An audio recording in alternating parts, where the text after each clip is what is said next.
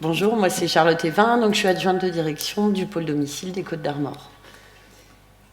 Et donc moi je suis Guénaëlle Baudry, je suis coordinatrice de parcours donc, au pôle domicile APF France Handicap.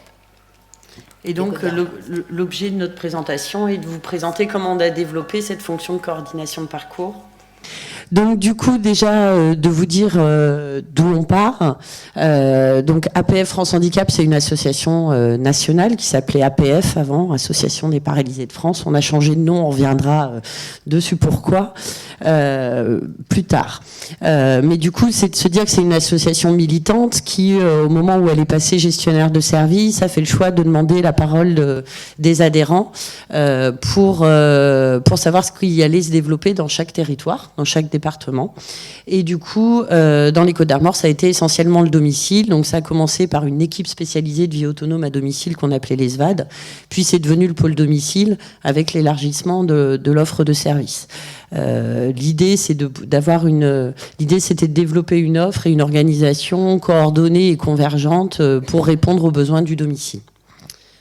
Donc au sein de ce pôle domicile, on va retrouver donc un SAVS qui intervient sur tout le département des Côtes-d'Armor pour 116 places, un SAMSA de 25 places, pareil, qui a une vocation départementale. Ce SAMSA est reconnu service référent handicap rare. Maladie de Huntington et épilepsie sévère, donc avec des missions associées, et un pôle ressources expert qui est mutualisé à 3 associations du département qui sont plutôt le groupement moteur, réponse au handicap moteur sur le département, qui permet pour que les personnes puissent accéder à des réponses ponctuelles par rapport à une question liée à leur handicap sans avoir besoin de notification, sans qu'on développe la grosse armada d'un accompagnement. Et au sein de ce pôle, on a aussi un pôle aide-humaine qui est composé d'un SAD prestataire et d'un SAD mandataire, où les personnes sont particuliers employeurs et pour lesquels on les soutient dans les démarches administratives pour être particuliers employeurs. Donc du coup, on accompagne un public qui va avec le changement de nom. J'ai dit que j'y revenais, APF France Handicap. On va se dire qu'heureusement, les personnes, alors j'aime pas trop dire ça à chaque fois, en situation simple. C'est jamais simple d'avoir un handicap, mais en tout cas, les personnes pour lesquelles les situations de handicap ont trouvé des réponses inclusives ne viennent plus chez nous, et donc on se retrouve avec des situations de plus en plus complexes d'accompagnement. Et du coup, voilà, avec des pathologies évolutives, des post-traumatisés crâniens, des post-AVC, des maladies neurodégénératives et neuromusculaires qui font que, voilà, on évolue aussi sur le public. L'épilepsie sévère n'est pas notre public de départ, et pourtant on est service référent handicap rare, épilepsie sévère. Ça, c'est le décret de 2017 qui nous permet de le faire. Maintenant, on a le droit de répondre à tous les publics pour lesquels la structure se sent en capacité d'y répondre. Donc, c'est accompagné par des formations. On ne décrète pas tout d'un coup qu'on va accompagner un nouveau public. Ça s'accompagne, ça se prépare. Je vois les équipes qui disent oui, oui. Je sais bien. Donc, voilà. Toujours dans l'idée de respecter le libre choix de vie au domicile des personnes. Donc nous, on a déjà introduit la notion de parcours dans le parcours d'accompagnement qu'on a symbolisé par le petit schéma qu'on vous a mis. Voilà, on dit bien que la personne est sur un chemin. Donc là, on commence le chemin sur l'accueil de l'admission pour bien symboliser les différentes étapes d'accompagnement et surtout symboliser le fait qu'ils ne sont pas là à vie et que tous les ans, à minima, on se repose la question, on fait un bilan d'accompagnement et on se dit on continue ou pas. Parce que, voilà, c'est pas un accompagnement à vitam aeternam. Donc, on vous a décrit un petit peu la phase d'accompagnement. C'était aussi pour vous montrer tout l'intérêt qu'on porte à rendre l'information accessible aux personnes qu'on accompagne. Parce que pour être acteur dans son parcours, il faut comprendre ce qu'on nous dit. Je ne sais pas s'il y a des cadres dans la salle, mais quand on fait un rendez-vous de contractualisation où on remet des documents de 12 pages en une demi-heure et en leur disant j'espère que vous avez bien compris, on se dit qu'on a beaucoup de boulot à faire. Et du coup, voilà, c'était pour vous montrer un petit peu aussi comment on essaye de simplifier la lecture pour les personnes sur la façon dont ils vont être accompagnés par notre pôle. Donc, on va revenir au sujet de la coordination de parcours, mais qui prend tout son sens, vous voyez, dans l'évolution, dans cette idée de pôle qui accompagne aussi. Donc nous, on a déjà des accompagnements SAD, SAVS, SAD, SAMSA, puisqu'on a la chance d'être dans les mêmes locaux. On a même des réunions interservices où il y a des auxiliaires de vie, les responsables de secteur et l'équipe du SAVS ou l'équipe du SAMSA pour permettre de travailler ensemble sur un projet commun. Pour éviter justement tous les petits couacs qu'on peut avoir de temps en temps. Et du coup, l'idée de la coordination de parcours, voilà, elle a commencé en 2015-2018 avec cette idée d'organisation transversale avec ce fonctionnement en pôle. Puis en juin 2018, il y a eu un appel à manifestation d'intérêt pour lequel le groupement moteur dont je vous ai parlé, donc à 3 associations qui portent le pôle ressources, a décidé de répondre aussi sur le fait de développer de la coordination de parcours. Et puis je vais laisser Guéna continuer. Je te laisse prendre le micro. Donc effectivement, comme dit Charlotte, la convergence en fait de la volonté de notre direction de pouvoir avoir une transversalité en fait sur les services du pôle et puis également aussi le constat aussi de voir arriver sur le terrain en fait des situations de plus en plus complexes. Ça s'est mêlé à moi ma volonté, donc j'étais professionnelle sur le pôle depuis plus de 10 ans, j'ai travaillé aussi bien sur le SAVS que le SAMSA. J'ai diversifié mes pratiques et en fait je faisais le constat que les situations étaient de plus en plus complexes dans l'accompagnement de par l'intrication des problématiques sociales et médico-sociales que pouvaient vivre les personnes au quotidien, la difficulté aussi multipartenariale de pouvoir pour la personne identifier en fait s'identifier dans un parcours en fait de vie et de partenaire aussi. Et puis, ce que je pouvais repérer aussi en tant qu'assistante sociale, c'était des réunions avec 50 000 partenaires et puis un projet normalement qui était censé être global. Et finalement, au bout du compte, on se rendait compte que chacun œuvrait de son côté et la personne complètement perdue là-dedans. Donc, dans des logiques, de toute façon, j'étais déjà dans des logiques de coordination sur les fonctions d'assistante sociale, mais de plus en plus, et en fait, moi, ça m'a posé question sur ma fonction d'AS. Je me suis intéressée à la fonction de coordination de parcours. C'était des formations qui commençaient à émerger à partir de 2018-2019 là. Et en fait, j'ai eu envie de me former plus spécifiquement pour pouvoir acquérir à la fois des outils, voir comment on pouvait fédérer les acteurs entre eux et avoir une légitimité aussi en fait dans la fonction de coordination, parce que c'est assez complexe aussi ça. Quand il y a plusieurs partenaires, de définir un coordinateur quand on est dans des métiers différents, dans des approches différentes. Donc j'ai fait part à ma direction de vouloir entrer sur un diplôme universitaire. Pourquoi un DU ? Parce que en fait, comme je vous disais, je pense que c'est une fonction en fait qui est en train d'émerger, qui émerge depuis 2-3 ans maintenant, mais où on commence à voir aussi un peu les atouts et les limites. Dans les limites, moi ce que je repérais, c'était la coordination fonctionnelle, c'est-à-dire de coordonner tout un tas de partenaires en n'ayant pas forcément légitimité et reconnaissance. Et en fait, cette certification de DU pouvait me donner déjà un niveau 5 en fait, et me permettait de pouvoir accéder aussi à une fonction de cadre fonctionnel sur le pôle. Du coup, tu reprends si tu veux. Du coup, en 2019, on a accepté le départ de Guéna en formation. Donc voilà, c'est une formation qui a pris 18 mois. Et à l'obtention du diplôme, on a essayé de déclencher assez vite une mise en action concrète pour qu'elle puisse déjà explorer les possibles au sein de la structure. Et on lui a laissé du temps, en fait, pour poser un petit peu les contours et les limites du poste. Donc, vous voyez, ça s'est développé sur la première année. Elle a commencé en juin 2020 à 0,30 ETP, où elle était vraiment sur la coordination des situations complexes en interne et nommée référent de PAG à chaque fois qu'il y avait un PAG qui arrivait dans la structure. Puis en septembre 2020, au regard de ce que tu voyais dans le repérage des situations, et ben du coup, on a commencé à penser le fil complet en se disant, il y a le repérage dès les premières demandes. Un parcours, c'est dès le début, dès le premier coup de fil. Et du coup, une participation à la commission d'admission pour prendre un petit peu le pouls de toutes les situations qui allaient rentrer.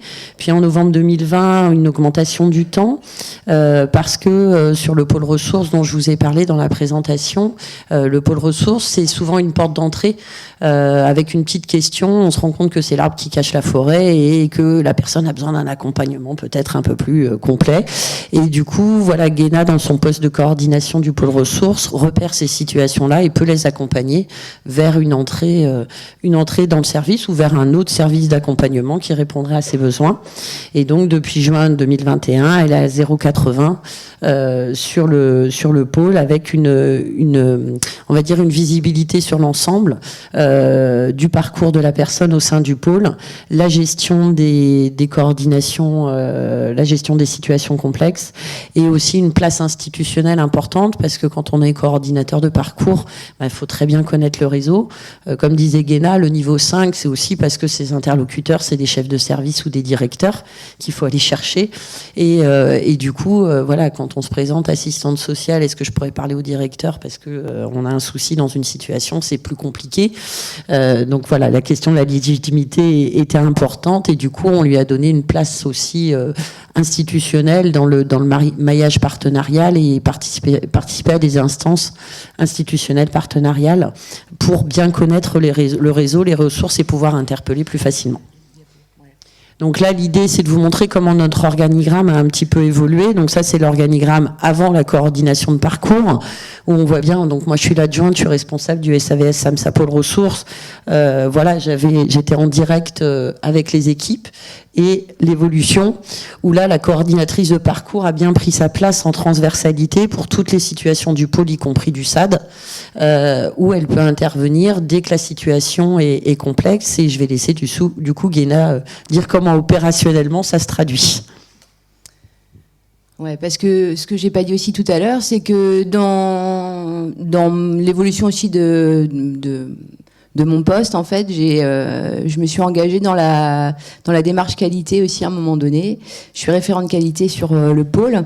Du coup, ça m'a permis d'avoir une vision globale de tous les services, en fait, et de travailler sur les processus, voire travailler à l'amélioration continue du service, et notamment en faisant le point avec les équipes sur la difficulté. Donc ce que je vous disais tout à l'heure, ce que pouvaient faire remonter les équipes, qu'il y avait de plus en plus de situations complexes, voire des situations très en tension, et que il y avait aussi ces situations-là avaient embolisé aussi parfois les accompagnements au détriment d'autres accompagnements, de voir un peu comment aussi on pouvait apporter une plus-value à travers une coordination de parcours sur ces situations-là, c'est-à-dire comment moi je peux venir en soutien en fait des équipes. De par mes connaissances sur un réseau élargi, sur les dispositifs actuels. Donc, dans mon savoir, dans les savoir-faire, savoir-être, il y a vraiment tout un travail de maillage de territoire, d'où aussi je refais du lien avec l'organigramme, puisque je suis positionnée sur des instances institutionnelles partenariales pour pouvoir aller être le plus au fait de ce qui évolue en fait sur les territoires de vie. Ça va très vite en ce moment. On voit qu'il y a plein de dispositifs qui émergent, les dispositifs hors les murs, et puis aussi de mailler avec le droit commun, chose qu'on fait déjà pas mal en SAVS SAMSA, puisque principalement on travaille avec des gens qui sont à domicile, et l'objectif c'est quand même que, comme disait Charlotte, qu'ils sortent aussi des services pour pouvoir trouver une vie autonome. Mais c'est vrai que du coup cette dimension qualité, elle était intéressante aussi pour moi, me donner une vision globale en fait du pôle et pouvoir me positionner auprès de tous les services et pas seulement auprès des services que je connaissais en fait. Donc, comme disait Charlotte, j'interviens principalement auprès des situations complexes. Une situation complexe, il y a une définition qui est donnée.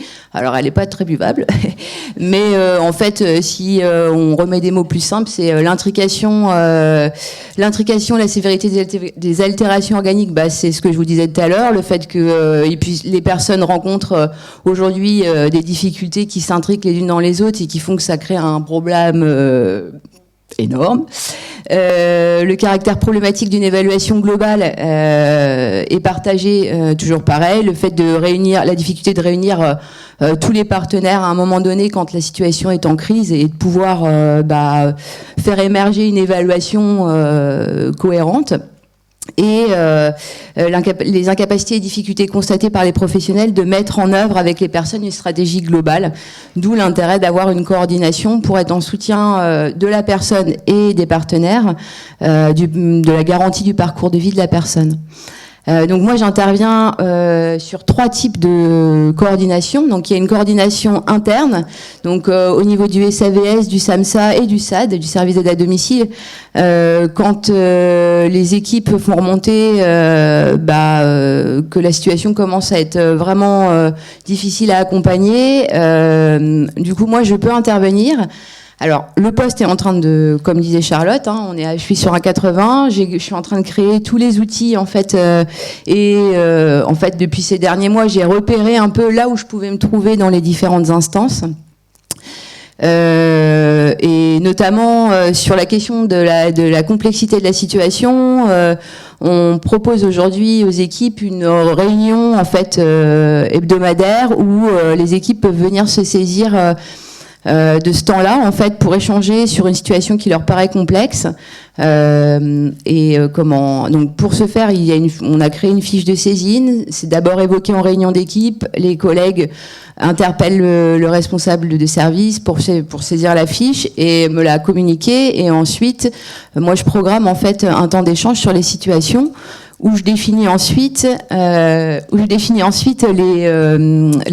priorité, il faut vraiment que je m'inscrive là comme sur une coordination en fait renforcée auprès des équipes et de la personne, ou si c'est quelque chose qui peut être retraité en réunion d'équipe et qui nécessite pas forcément une coordination. Il y a la coordination globale, où là, on est sur les situations dites critiques, parce qu'on est de plus en plus amené quand même à être interpellé au titre de la réponse accompagnée pour tous au niveau des MDPH, et notamment des GOS, des groupes opérationnels stratégiques, c'est-à-dire une personne qui se retrouve en rupture de parcours.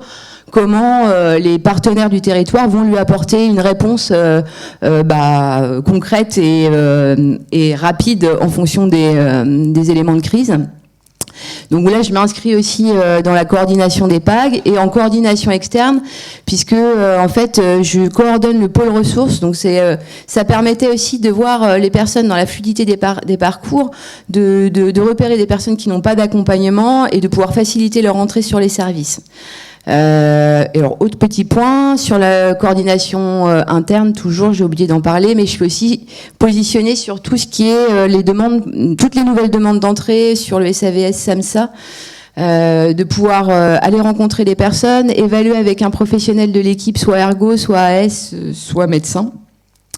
La cohérence en fait de la demande sur l'entrée des services, et de pouvoir, si la personne n'est pas en fait dans le bon service, parce que ça arrive souvent, les notifications d'orientation en fait vers les services sont accompagnées d'un tableau où en fait la MDPH préconise pas, nous sur notre département, en fait un SAVS. Du coup, les gens ont tendance à s'inscrire sur tous les SAVS du département. Et donc de pouvoir redispatcher, donc c'est tout un travail de maillage aussi avec les partenaires, et notamment les autres SAVS SAMSA, qui commencent eux aussi à avoir des coordinateurs de parcours, puisque on crée de plus en plus des communautés on est en phase de créer une communauté de pratique sur les associations du handicap moteur autour des coordinateurs de parcours, pour justement avoir une vision globale des places en établissement, des places sur les services, et de pouvoir faire passer des personnes d'un service à un autre, sans qu'elles puissent perdre de temps, sans que les services s'embolisent avec des personnes qui n'ont rien à faire dans leur service. Et donc, voilà. J'essaye de m'activer. Une fiche de poste qu'on a créée avec Charlotte, comme je vous disais, des outils aussi qui se mettent en place, mais une fiche de poste qui vient légitimer ma fonction de coordinatrice de parcours au sein des équipes, et puis parce que c'était pas évident non plus de pouvoir faire reconnaître cette fonction-là parmi les collègues. Aujourd'hui, aujourd'hui, ils sont hyper en attente et ils voient l'intérêt. Moi, je travaille beaucoup au plus près des équipes, c'est-à-dire que je suis pas isolée dans un bureau. Je suis beaucoup sur le terrain avec eux. J'essaye de comprendre où sont les problématiques, peut-être, et d'être en soutien et en support aussi sur les ressources des territoires. Si je complète juste par rapport aux équipes, c'est vrai que c'est pas évident, hein, en plus d'être issu de l'équipe et de prendre une place particulière. On est dans l'équipe de direction, on l'est pas complètement. On vient faire une fonction qui est pas très claire pour tout le monde, et du coup on a mis en place quelque chose qu'on a oublié de parler, mais qui va être très rapide. On a des bascules au sein de notre service. On a quand même la volonté de fonctionner en dispositif. Donc il y a des personnes qui ont besoin pendant un moment du SAVS, puis du SAMSA, puis à nouveau du SAVS, ou puis de plus rien, et puis un peu de pôle ressources. Et du coup, Guéna est là pour fluidifier aussi ces passages de service à service, et ça lui a permis vraiment de pouvoir échanger avec les équipes et de trouver sa place et sa légitimité, puisqu'elle venait en soutien de quelque chose qui fonctionnait pas bien pour les équipes, ces histoires de bascule. Donc, faut aussi, pouvoir s'appuyer là-dessus. Voilà. Et la dernière. Et donc la dernière, c'était pour illustrer un peu les propos, un nouveau temps institutionnel, effectivement, donc une instance qu'on a mis en place pour justement dédier aux situations complexes, et puis pour à la fois se sensibiliser, s'éveiller en fait à toutes ces situations-là, et aussi je pense que effectivement le fait d'avoir des instances où on peut échanger, c'est aussi pour monter en compétences. Hein, les collègues le disent, c'est intéressant parce qu'il y a plein de trucs, il y a plein de dispositifs dont on n'avait pas connaissance, où on l'évoque dans ce temps-là, en fait, où c'est justement aussi un enrichissement en fait professionnel, quoi.